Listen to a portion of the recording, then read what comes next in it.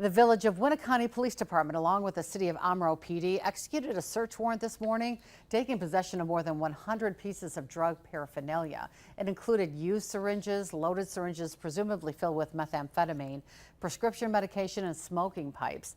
The seizure happened at a residence on the 400 block of South 2nd Avenue in Winneconne.